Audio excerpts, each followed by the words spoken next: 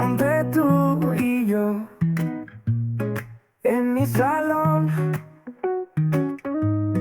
hoy un invitado trae su corazón. Entre tú y yo.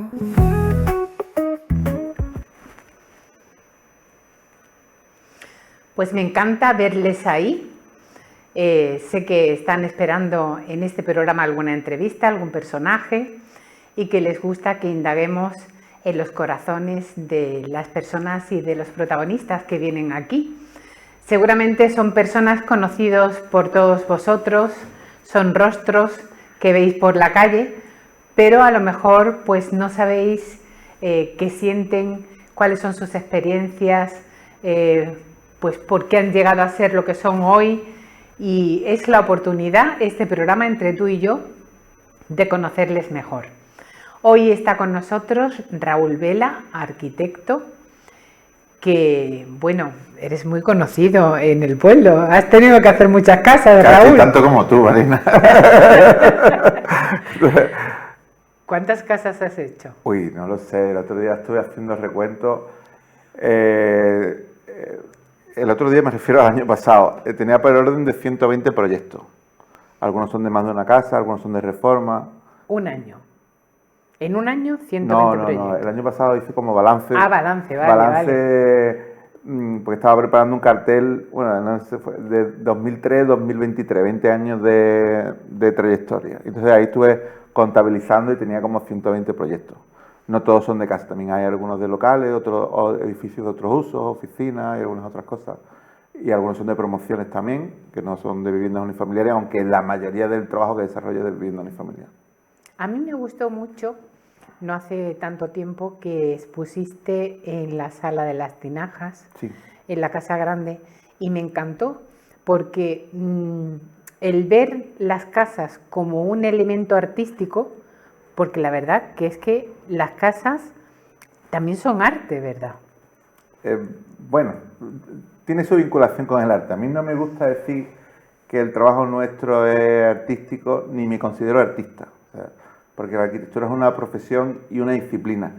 Y carece de la libertad del arte, porque un trabajo de arquitectura tiene un montón de condicionantes que nos limitan. Que si el presupuesto, los deseos del cliente, la ordenanza urbanística, las habilidades del constructor que se contrata, etcétera. Tiene un montón de condicionantes y limitaciones que el arte puro en sí no tiene. Uno escribe un poema, hace una canción o pinta un cuadro y puede trabajar con una libertad que no la tiene el arquitecto. Pero obviamente la arquitectura está relacionada con el arte y tiene vinculación artística. Yo no me considero artista, pero la arquitectura, si en algún momento trasciende de todo esto que estoy hablando, de las dificultades, del presupuesto y todo eso, y se puede reconocer en esa arquitectura algo de arte, pues entonces uno como que la ha clavado. Pero en realidad la arquitectura tiene mucho de oficio, mucho de profesión y muchas limitaciones que hay que saberlas conjugar y también a nivel de influencia, pues yo sí bebo del arte, sobre todo del arte visual, la pintura, el diseño gráfico, pero también otra disciplina, me gusta la poesía, las canciones. Puede parecer raro, ¿no?, que un arquitecto aprenda de un cantautor, por ejemplo, pero el cantautor también maneja el tiempo, los silencios, las reflexiones. ¿A quién escuchas? Uy,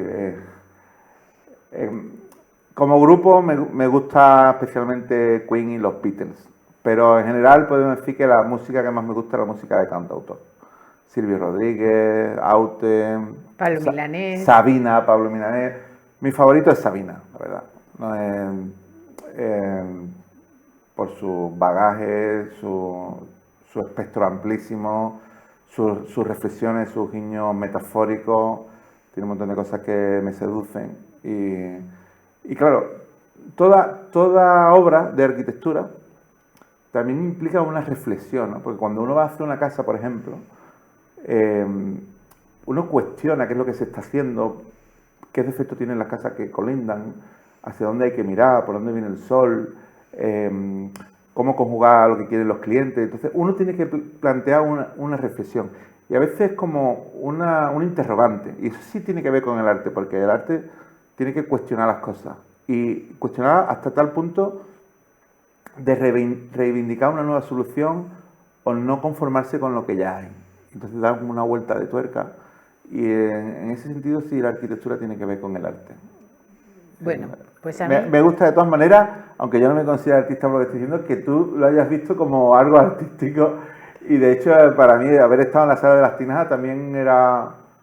me congraciaba con eso, ¿no? Me era agradable que estuviera mi obra allí. En Ayamonte somos 18 arquitectos y parece que yo soy el único que se ha planteado exponer el trabajo, difundirlo, compartir los planos, las imágenes que son buenas porque son de fotógrafos buenos casi todas, ¿no? De Edu, de Luis, de Rúa también había algunas. Y también había, digamos, un componente visual en la exposición, no solamente arquitectónico, ¿no?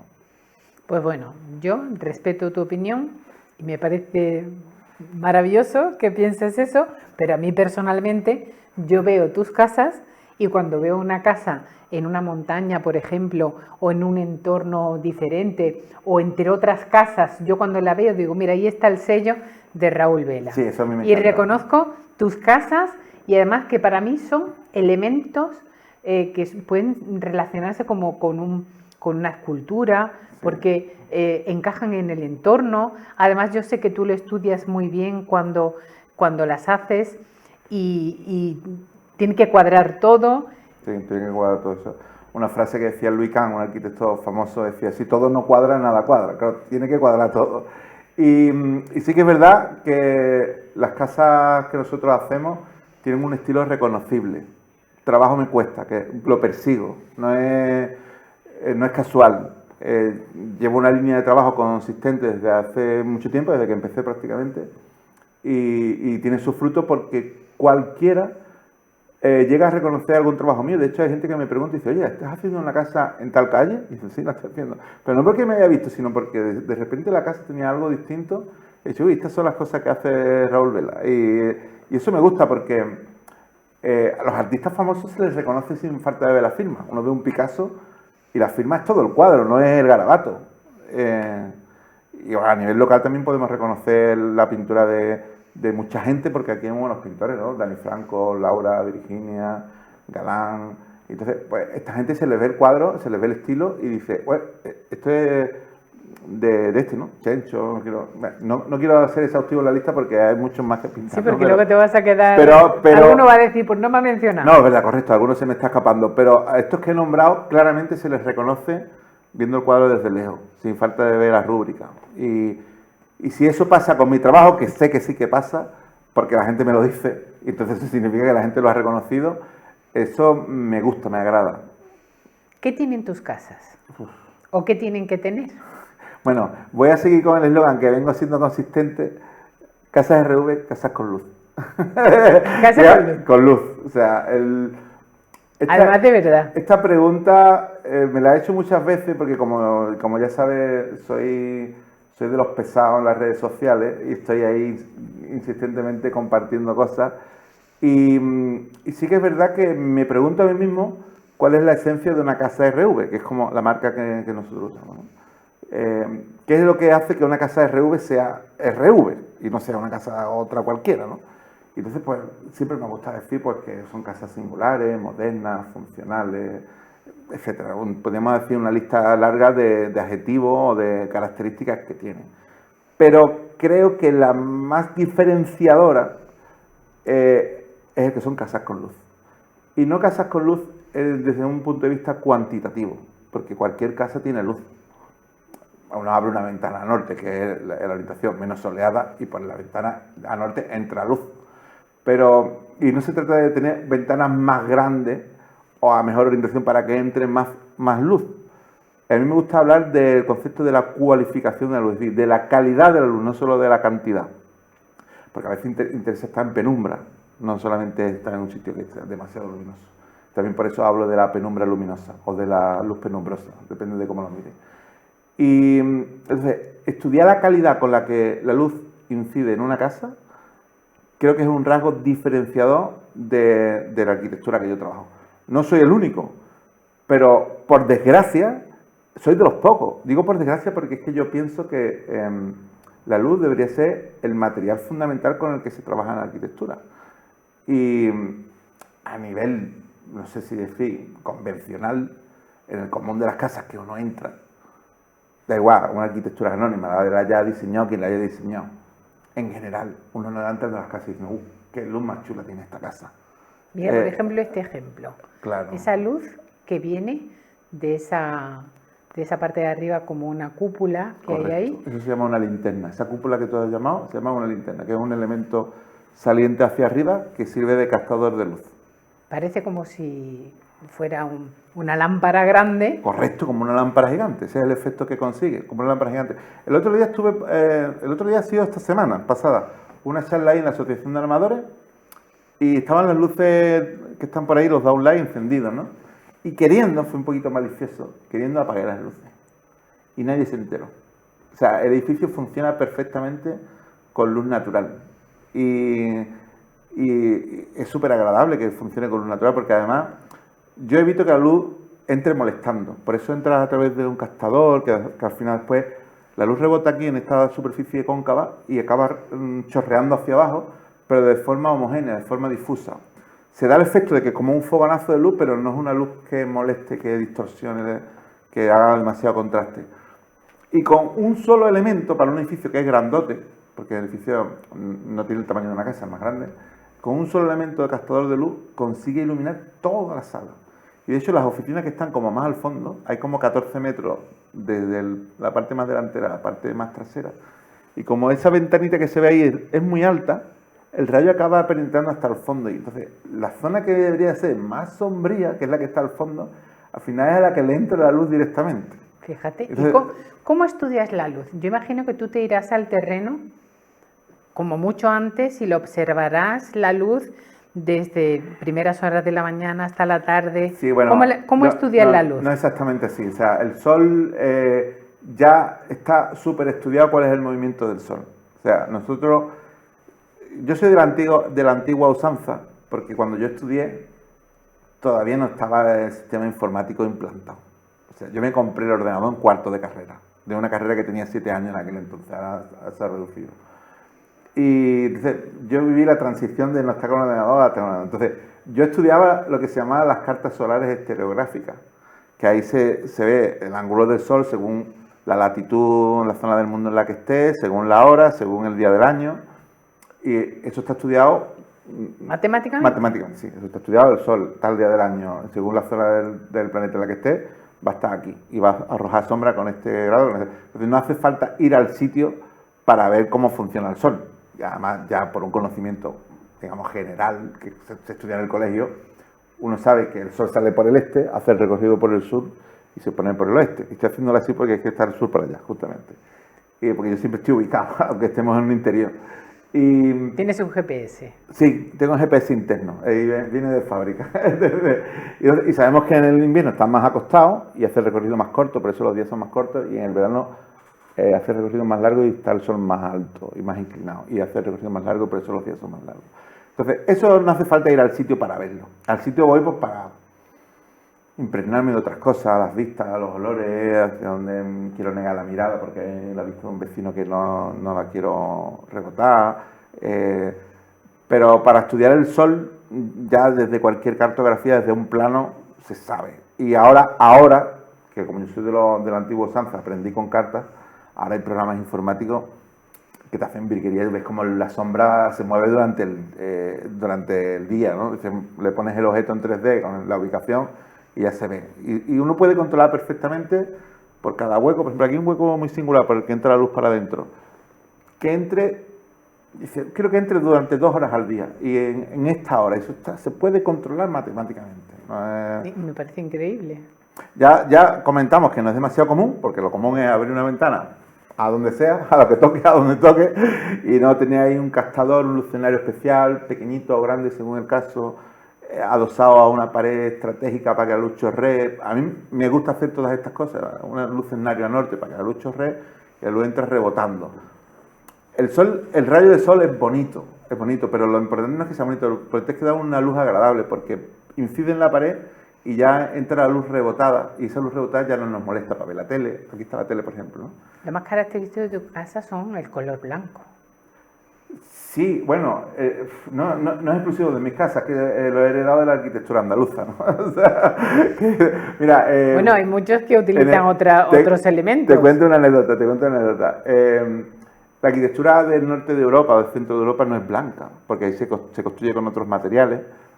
Y Le Corbusier viajó por el Mediterráneo y se impregnó de esta arquitectura popular de Andalucía, Portugal, Italia, Grecia, que además refleja la luz muy bien. Y entonces Le Corbusier implantó como parte del estilo internacional, podemos decir, de la arquitectura moderna, que las casas fueran blancas, ¿no? Y tú tenías un profesor en Sevilla que fue a hacer un proyecto a Italia, creo que fuera a Brescia o algún sitio de por ahí, no sé exactamente, era Italia. Y dice, tus casas son blancas como las de Le Corbusier. Y dice, no, mis casas son blancas como las de mi pueblo. Y entonces, verdad que mis casas son blancas, pero es que son blancas como las de mi pueblo. Y me gusta este valor esencial que tiene la arquitectura popular andaluza, portuguesa, que también se ha exportado a México y otros sitios, que es muy esencial porque tiene lo que tiene que tener, no le sobra nada.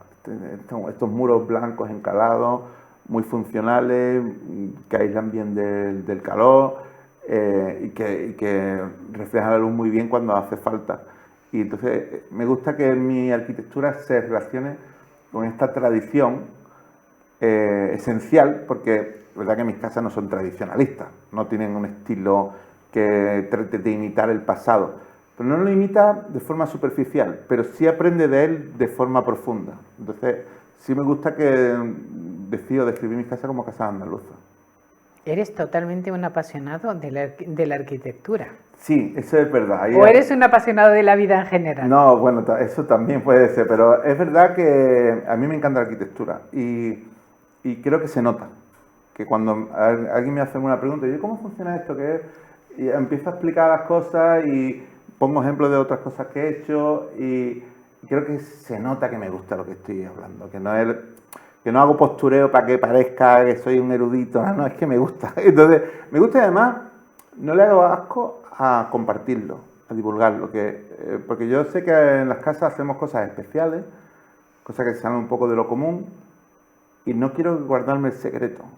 No puedo decir, como yo ya tengo el secreto para hacer casas chulas y molonas, no quiero guardármelo, lo explico, lo divulgo, lo cuento, lo comparto. Sé que hay otros arquitectos más jóvenes porque me lo dicen, ¿no? Dice, joder, Raúl, todavía no he hecho ninguna casa donde tenga una luz especial. Pero ellos ya saben cuáles son los truquitos, podemos decir, caseros que yo uso para que la luz entre de manera especial. No es una cosa que a mí me haya venido por ciencia infusa. Yo lo he aprendido de otros arquitectos que me han precedido en la historia. Tampoco es un conocimiento muy evidente, así que uno no va a un libro y dice, te lo lee y ya sabe cómo el truco para que las casas tengan una luz especial. ¿Qué va? Eso es, hay una formación continua y constante y muy prolongada en el tiempo para llegar a asimilar eso. Pero digamos, las pautas más importantes o más relevantes sí se pueden describir, se pueden enseñar y yo las comparto. Las comparto para todo el mundo, otros arquitectos más veteranos, clientes, neófitos. El otro día me crucé con alguien en Moguer y estaban hablando y dice, tú eres el arquitecto de la penumbra luminosa. Me quedé flipado, ¿eh? Había visto un vídeo mío. Qué bonito, ¿no? Y me encantó, la verdad, ¿no? La penumbra luminosa. La penumbra luminosa, sí, porque ese es un concepto del que yo hablo. Sí, sí. Y a él se le había quedado eso de la penumbra luminosa y entonces, bueno, pues yo hablo de estas cosas y las cuento, las comparto y me gusta que sea así, ojalá pudiéramos compartir con más gente. A mí me ha costado muchos años aprender todo esto, pero no quiero guardármelo para mí porque todos los arquitectos hemos aprendido de lo que nos han precedido. Cuando uno hace algo interesante o relevante, yo digo que es un logro colectivo, porque uno no ha surgido de la nada. Si uno tiene un ADN, una genética de que han sido tus padres, tus abuelos, y ya no me refiero en el sentido biológico, sino en un sentido de formación, ¿no? Y de hecho, esta semana pasada también le dieron el título de hijo adoptivo a un arquitecto en Cádiz, que es Alberto Campo Baeza. Y como a mí me gusta decir a veces, sobre todo cuando es carnaval, que yo soy gaditano, porque vivo en el Golfo de Cádiz, digo, bueno, si Alberto Campo Baeza es hijo adoptivo, yo como me considero hijo de la arquitectura de Alberto Campo Baeza, pues yo puedo decir que soy nieto adoptivo. Pues sí. Y claro, Alberto Campo Baeza pues, es un arquitecto de primer nivel mundial y yo soy un anónimo, podemos decir. Tú has recibido premios también. Sí, pero los premios son a nivel provincial, no tengo una trascendencia a nivel mundial. Digamos, mi hijo dice que soy, ¿cómo dice? Famoso de nivel 3 o algo así. Porque dice, nivel 1 sería top mundial, nivel 2 a nivel nacional y nivel 3 nivel local. Entonces, bueno, a nivel local sí soy conocidillo, pero y creo que mi trabajo tiene un reconocimiento, pero en realidad no tengo trascendencia mundial ni mucho menos.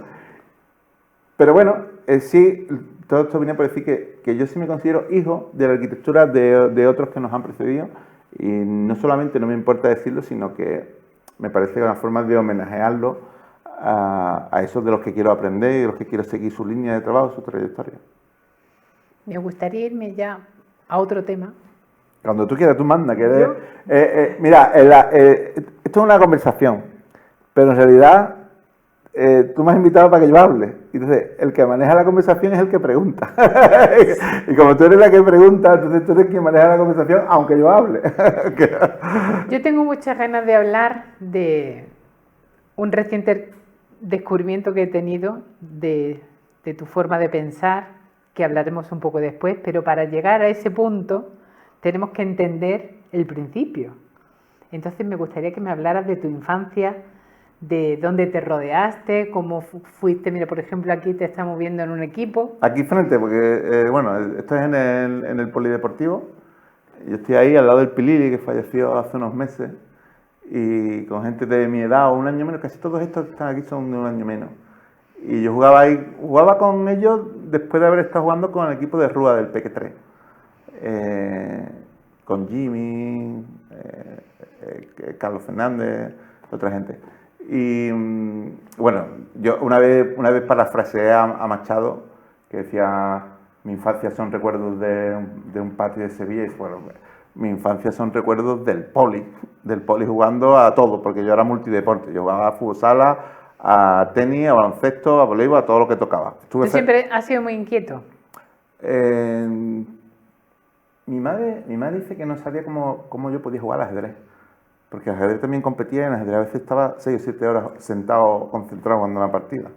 Y en realidad sí he sido bastante inquieto.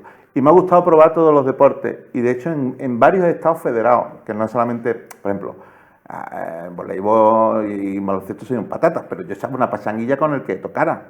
Incluso la gente que competía eso, yo podía jugar la partida. Y en algunas cosas he llegado a competir y lo he tocado todo. Jugaba a hockey sala, a tenis de mesa, a balonmano.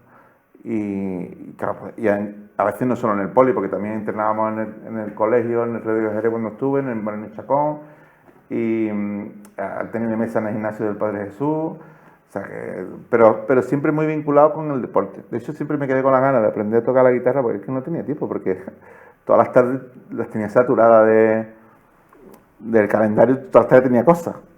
Pero eso es desde que era niño hasta que hice COU. En COU también alguna gente me decía, ¿cómo tienes tan buen expediente si es que no te da tiempo a estudiar porque estás siempre de un lado a otro con las actividades? Yo siempre decía, y a mis hijos se los he inculcado también, que la clave es aprovechar las 6 horas que se pasan en el instituto.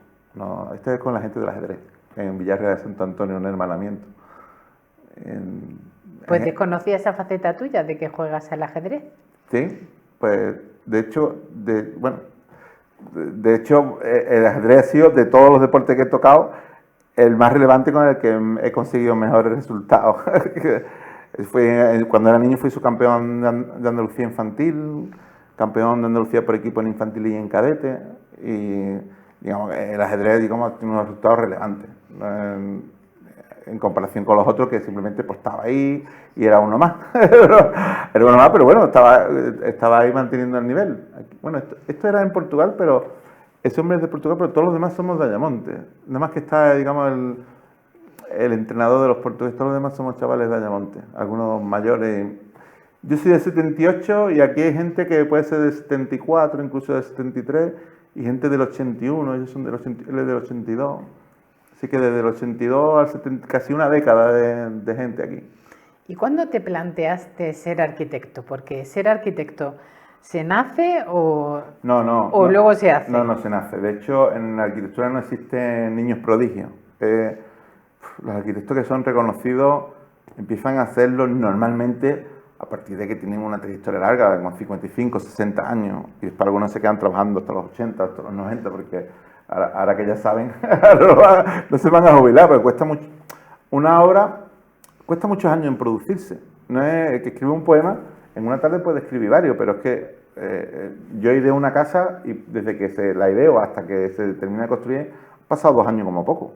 Y entonces, bueno, a veces un poquito menos, pero no es una cosa que echa frío un huevo y ya lo tiene. Entonces, cuesta mucho trabajo tener una trayectoria consistente, consolidada, reconocida, y cuesta mucho trabajo también aprender la disciplina. Entonces, ni se nace ni se es prodigio. En otras actividades dice, uy, este niño con 4 o 5 años dicen que Mozart ya tocaba no sé qué. Bueno, en la arquitectura eso no existe. En la arquitectura no existen chavales que estén empezando y estén haciendo unas obras espectaculares. Es muy complicado. Y yo quise ser arquitecto, no sé desde cuándo exactamente, pero desde que era adolescente ya me seducía la idea de poder diseñar cosas, me gustaba mucho el dibujo técnico, la geometría descriptiva. Entonces, el tipo de asignaturas que te seducen, las matemáticas y todo eso, te orientan un poco en el ámbito tecnológico. Y a diferencia del campo ingenieril, el tema arquitectónico para diseñar espacios para las personas, a mí me atraía mucho más que el tema de diseñar máquinas y objetos para el bienestar de las personas, porque los ingenieros diseñan cosas para el bienestar de las personas, pero los arquitectos diseñamos específicamente para las personas. Y ese matiz diferencial entre la ingeniería y la arquitectura, aunque las asignaturas de ingeniería también me encantaban y se me daban bien, yo nunca tuve el querer ser ingeniero por encima de querer ser arquitecto. Solamente lo tuve ahí como una segunda opción, porque claro, uno cuando está formando su identidad con 15, 16, 17 años, tampoco tiene tan claro qué es lo que quiere ser, ¿no? Saber lo que te motiva un poquito, lo que te atrae. Y claro, en mi caso con 17 años tuve que echar la matrícula y bueno, pues ya te determina el futuro de tu vida. Es una decisión muy importante para tomar con 17 o 18 años. ¿Y cómo la tomaste? Pues mira, la tomé con oración y con consulta y con reflexión. Digo, bueno, se me plantea mi futuro profesional vitalicio, podemos decir, porque bueno, uno siempre está a tiempo de echarse atrás. Mi hija acaba de empezar su carrera, ella está haciendo ingeniería, a diferencia de mí, y yo siempre digo, bueno, el primer año de una carrera, lo fundamental del primer año no es aprobarlas todas, lo fundamental es confirmar que esa carrera te gusta. Porque si no te gusta, es el momento de echarse atrás y buscar otro camino. Y después si te gusta, ya uno le echa el tiempo, la dedicación, y si uno tiene un mínimo de talento, no hace falta ser una superestrella, se la va a sacar. Mi niña además está súper bien dotada y seguramente saque unas notas excelentes. Pero no es la finalidad del primer año de carrera, no es sacar buenas notas ni aprobarlas todas, es descubrir o confirmar que eso es lo que te gusta. Porque ¿Y tú siempre has tenido las ideas tan claras?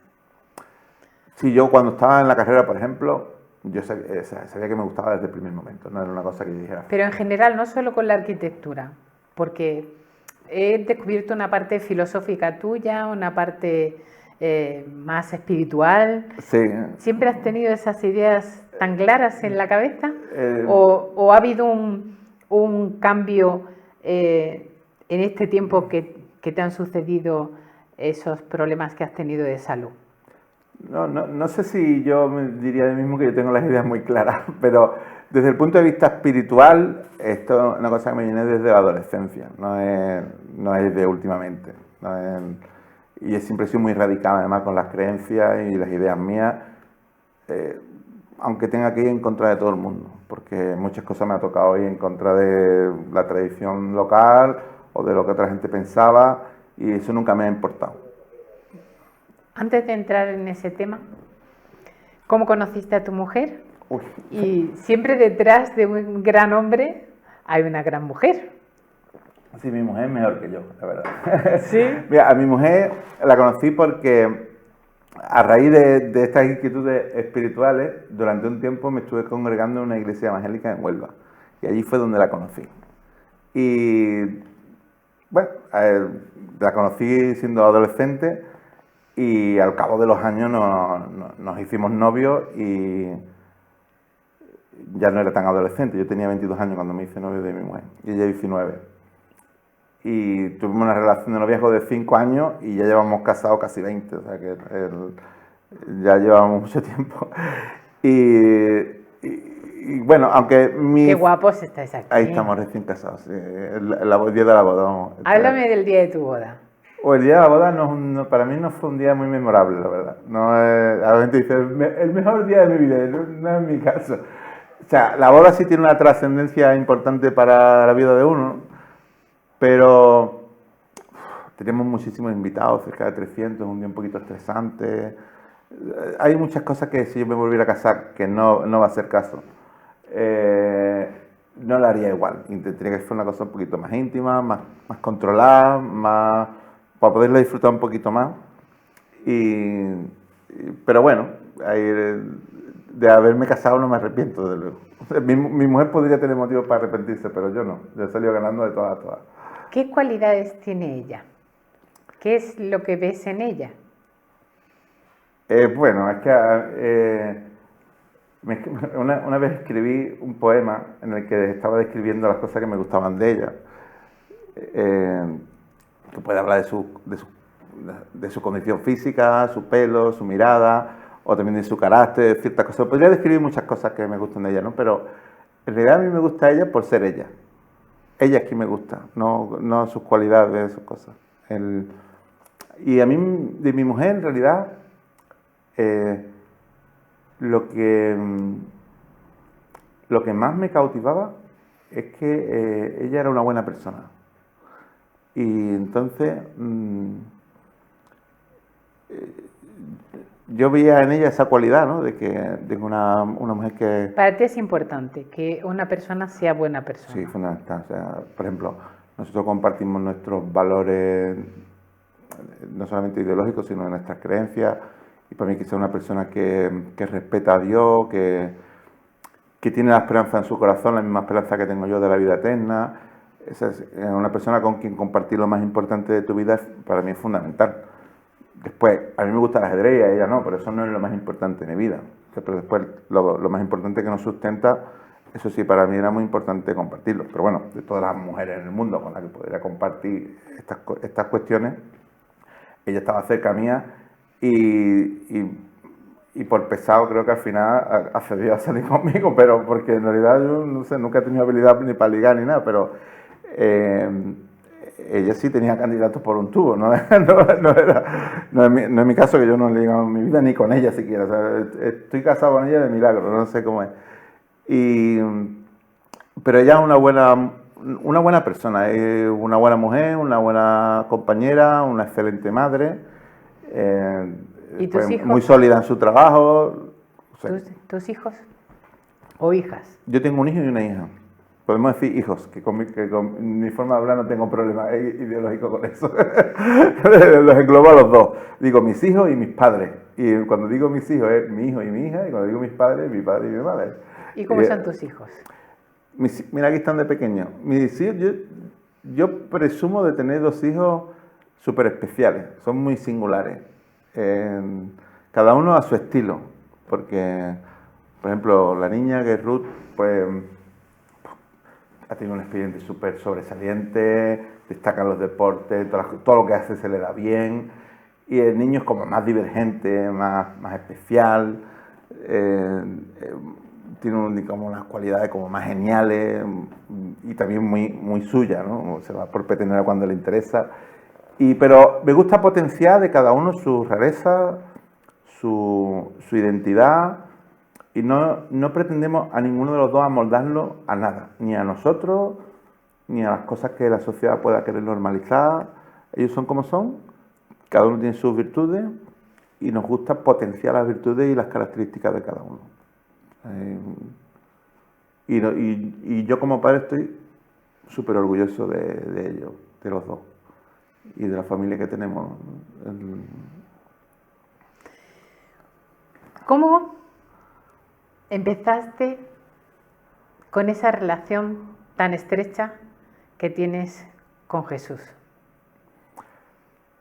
Bueno, Ya he entrado en el tema. sí, es una pregunta directa completamente. Ya, totalmente. Mira, te voy a contar mi situación actual y ahora después vuelvo al principio para contestarte a la pregunta. Yo me he criado en una familia católica, local aquí, católica practicante, porque bueno, católico aquí casi todo el mundo, ¿no? Con 12 años empecé a ir a una iglesia evangélica en Huelva a raíz de lo que yo considero mi conversión o mi nuevo nacimiento. Pero cuando yo conocí a Jesús, mucha gente piensa que es que yo cambié de religión, pero no fue así. O sea, yo tuve un encuentro con Jesús a nivel personal y a raíz de ahí decidí empezar a congregarme en una congregación evangélica porque mi hermano estaba yendo allí, pero no porque yo hubiera hecho un cambio de religión. De hecho, esto fue después de yo haber tenido este encuentro con Jesús. Y de hecho, con los años, por discrepancias y por cosas, yo he salido de ahí. O sea, yo no me considero evangélico. No forma parte de mi identidad como cristiano, que cristiano sí que soy. Ha formado una parte de mi vida, de hecho ahí fue donde conocí a mi mujer. A quienes están ahí los considero mis hermanos en la fe, compartimos creencias, doctrinas y ciertas cosas, pero también considero hermanos en la fe a gente de otras denominaciones, vamos a decir católicos o otras cosas, que hayan tenido este mismo encuentro con Jesús que he tenido yo. Y esto viene a raíz de que mi hermano, que era futbolista, le había pasado lo mismo cuando se fue a jugar al Eldense en Alicante, y allí tenía un compañero que le hablaba de Jesús, no en los términos que nosotros habíamos aprendido en casa. Que nosotros habíamos aprendido en casa el cristianismo como una tradición, una serie de normas, tratar de ser bueno y una serie de cosas que nosotros lo intentábamos como familia, o sea, a nivel individual cada uno, pero como familia se nos inculcaban unos valores pues, de tratar de agradar a Dios, de tratar de ser bueno, de hacer el bien, como casi todo el mundo que tenga una mijita de valores, ¿no? Claro, siempre con la carga de que uno intenta ser bueno, pero uno no lo consigue, porque el mal está dentro de cada uno de nosotros. Y de hecho decía Jesús, no hay bueno ni aún ni siquiera uno, ¿no? O sea, no hay bueno sino solo Dios. Y bueno, otros pasajes de la Escritura hablan de esto, de que en realidad somos pecadores, todos somos pecadores. Entonces, muchas cosas buenas que uno trata de hacer no compensa las cosas malas como si fuera una balanza.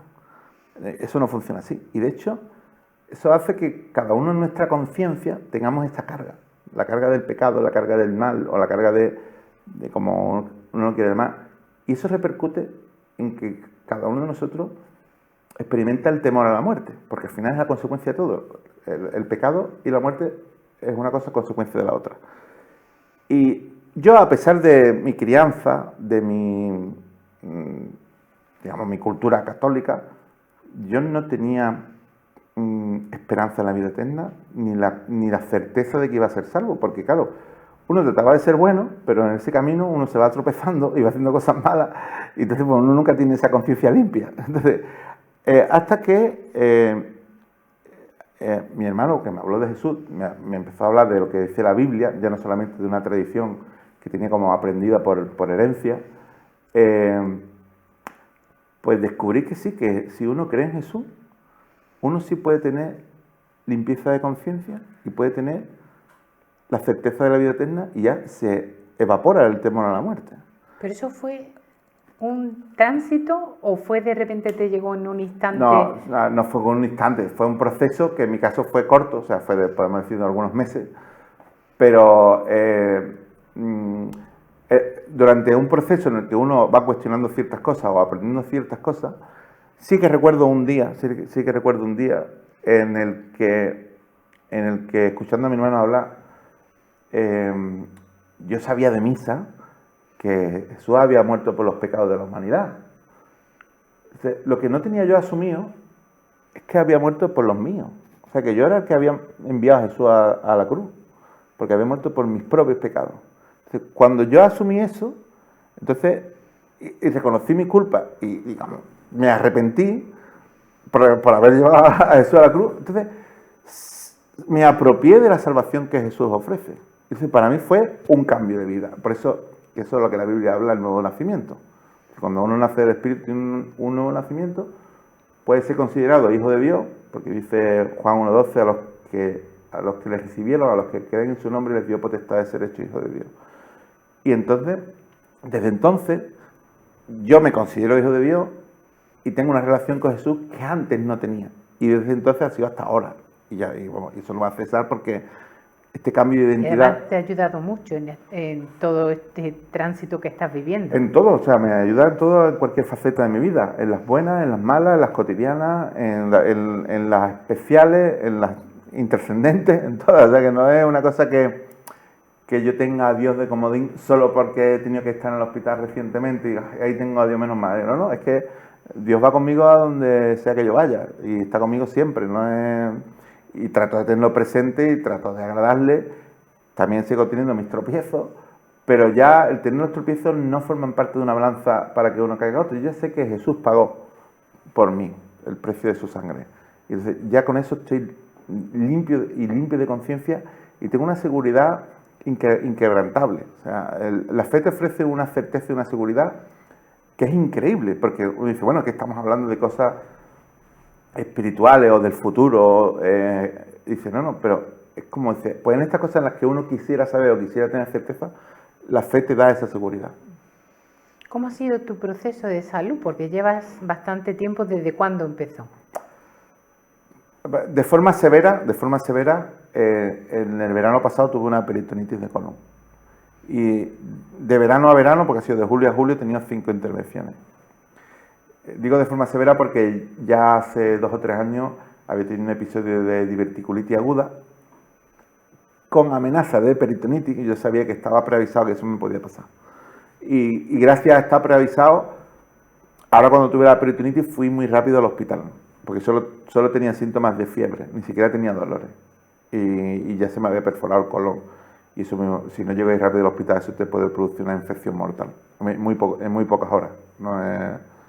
Y yo sabía que la peritonitis era peligrosa y sabía que me estaba exponiendo a una operación con riesgo de muerte en caso de que la infección se hubiera expandido, que no fue el caso.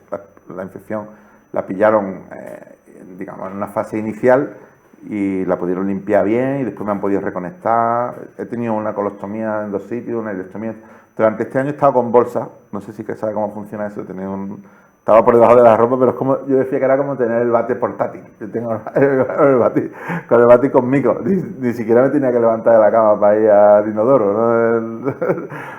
Está bien para salvarte la vida y como un recurso fantástico, pero si puede uno no tenerlo, mejor. De hecho, ahora estoy reconectado y estoy estupendamente. Y además he perdido peso, estoy ahora en línea y estoy mucho mejor, mucho mejor. Entonces, ¿tu estado cómo es ahora? Mi estado a nivel quirúrgico, he terminado el proceso, a pesar de que he tenido muchas operaciones, he terminado, por dentro he quedado perfecto y ahora estoy en fase de rehabilitación, porque en el abdomen he tenido 12 cicatrices y con las 12 me han machacado, he perdido toda la musculatura. Y no solamente la he perdido en el abdomen, que me han toqueteado, sino que por detrás, en los lumbares, a pesar de que ahí no me han tocado, se ve que eso trabaja en conjunto, que también se me había desactivado toda la musculatura.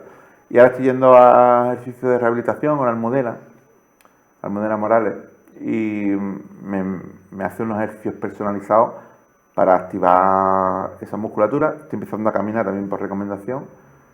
Y pronto empezaré a poder correr un poquito y hacer un poquito de ejercicios físicos más fuertes, ejercicios de fuerza en el gimnasio y otras cosas que espero volver a hacer.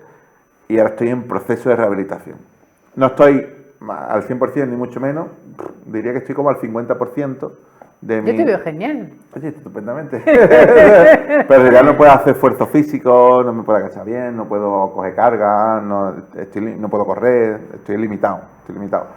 Pero bueno, para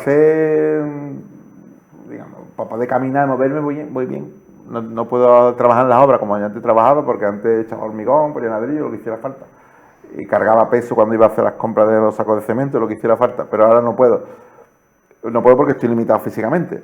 Pero hago lo que puedo y me muevo bien. Estoy saliendo a caminar, depende del día, entre 5 y 10 kilómetros todos los días. Me estoy cuidando la comida mucho, perdí 28 kilos. Ya, eso lo sé. Y se te ve muy bien. Sí. Porque otra gente pierde peso y se le nota como demacrado. Sí, como que porque yo he perdido de lo que me sobraba. Claro, el que esté bien y pierde demasiado peso se queda muy chupado. Pero a mí me sobraba demasiado. De hecho, todavía tengo que seguir perdiendo. Justo ahora no estoy en fase de perder más peso porque como estoy recuperando músculo, no quiero entrar en déficit calórico. Pues si entro en déficit calórico estoy a riesgo de perder la musculatura, porque la gente que está en gimnasio, no sé qué, puede perder peso activando musculatura, pero yo si no estoy haciendo esfuerzo físico, no quiero que con el peso se me vaya el músculo que estoy recuperando. Entonces, ahora mismo no estoy en déficit calórico, pero apenas que recuperar la musculatura, voy a volver a seguir en déficit calórico como estaba antes y quiero llegar desde los 95 a los 90. Estaba en 123, Fíjate. que estaba demasiado sobrepesado. Cuéntame, ¿qué te llevó a compartirlo en las redes sociales, ese proceso tuyo? Pues mira, después me cuestioné, digo, yo no tenía que haber contado esto, pero eso me lo cuestioné ya tarde, porque ya una vez que había contado, ya me vi en la obligación de continuarlo, era como una telenovela, ¿no? Dice, bueno, por capítulo o por fascículo, como las enciclopedias de antes, ¿no? El primer día, o sea, la primera vez que me operaron, fue una cosa muy impactante, porque, bueno, aparte del riesgo que tiene la operación de peritonitis y todo eso, de colon, porque hay gente que tiene peritonitis de apéndice.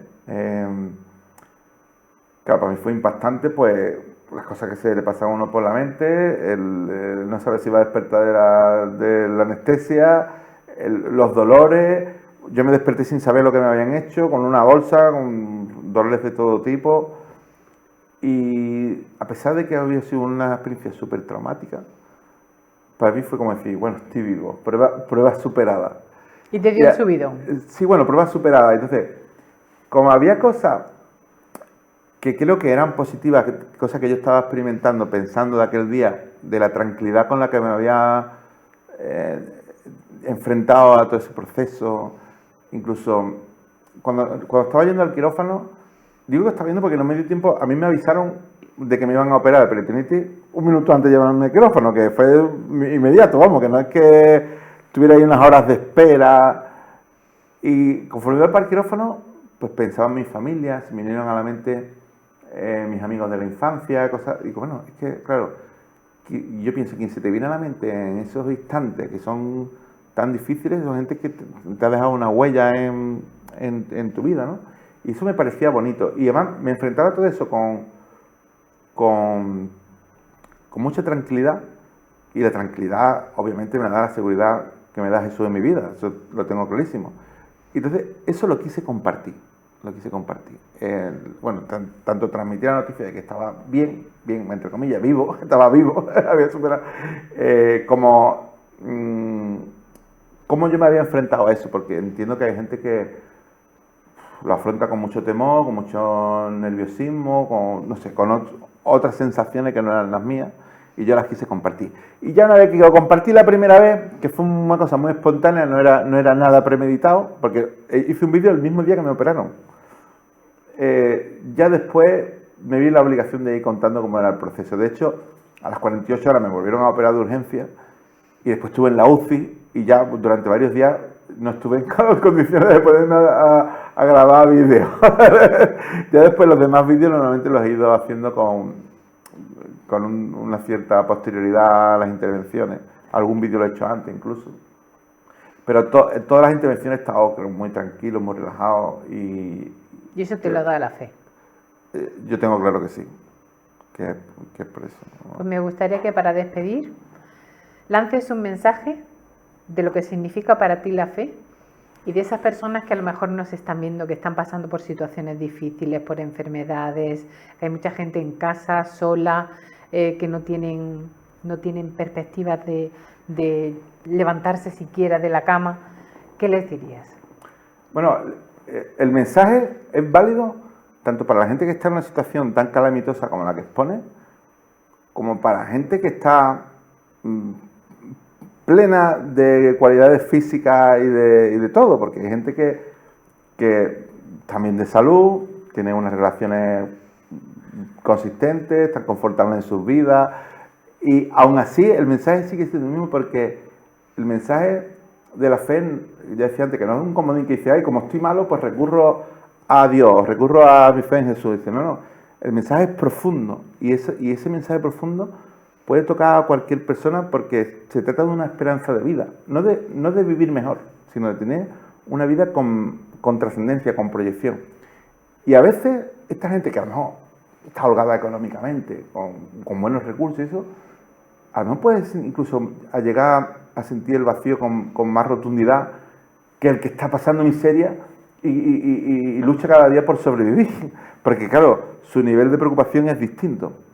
Pero a todo el mundo, tanto al que es rico como al que es pobre, al que está sano como al que está enfermo de cáncer terminal, a todo el mundo le es válido el mensaje de que Jesús ofrece un mensaje de salvación. Porque el mensaje de salvación implica la resurrección. O sea, yo cuando digo que tengo fe en Jesús, es que creo en la resurrección. Entonces, si creo en la resurrección, ¿qué más da cualquier cosa que me pueda pasar? A mi cuerpo, a mi enfermedad o a lo que sea. Que no me da miedo nada. Porque el Dios en el que yo creo vivifica los cuerpos. Entonces, vale, aquí queremos estar bien, cómodos, a gustito, pero cualquier cosa que vaya a pasar pronto, sea inminente o sea a futuro, el mensaje de Jesús es trascendente. Claro, al que tiene un diagnóstico de cáncer y sabe que le quedan 2 meses de vida, es como muy inminente, pero en alguno de los vídeos decía que todos somos reos de muerte. O sea, suena a lo mejor feo decirlo, ¿no? Pero tú eres reo de muerte y yo también, y todos lo somos. Lo que pasa es que no sabemos cuándo nos toca. Pero por eso desde ya el mensaje de Jesús es trascendente, porque Jesús murió en la cruz para salvarnos. Entonces, recibí esa buena noticia, porque el Evangelio significa buena noticia, tiene un poder transformador. Y la Biblia enseña de que si nos arrepentimos, recibimos ese mensaje, el Espíritu de Dios mismo viene a vivir dentro de nosotros, en nuestros corazones, y nos transforma. Tiene un poder vivificador y transformador, súper potente, súper trascendente, y que nadie se arrepiente de tomar el camino de Dios. O sea, mucha gente se puede arrepentir de lo contrario, o pensar que puede vivir como le da la gana, o incluso pensar que vivir agradando a Dios es como limitante, pero es todo lo contrario. Vivir agradando a Dios te ofrece verdadera libertad, y una libertad que te libera de la esclavitud, sobre todo la principal del temor de la muerte, pero el temor de la muerte y todas las consecuencias con las que vivimos la vida afanados, preocupados, y con muchísimas cosas que cuando uno tiene en mente la seguridad de la salvación que Jesús ofrece, pues todo toma otro color, el color que Dios le da a la vida. Y además, Dios, que es quien ha diseñado la vida, yo pienso que quien mejor nos puede enseñar a vivirla. Pues me quedo con este mensaje, Raúl. Muy bien, muchas gracias. Me quedo con ese mensaje, lo integro, lo proceso y bueno, pues voy a despedir el programa. Te doy las gracias por haber estado con nosotros. Y yo gracias a ustedes por invitarme. Y a todos ustedes, pues muchísimas gracias por haber estado con nosotros. Siempre tenemos a un personaje en este programa entre tú y yo. La próxima semana pues les sorprenderemos nuevamente. La verdad que espero que hayan sido reconfortantes las palabras de Raúl Vela, arquitecto, y que les haya servido ese mensaje que ha lanzado. Muchísimas gracias por haber estado con nosotros. Entre tú y yo, en mi salón, hoy un invitado trae su corazón. Entre tú y yo.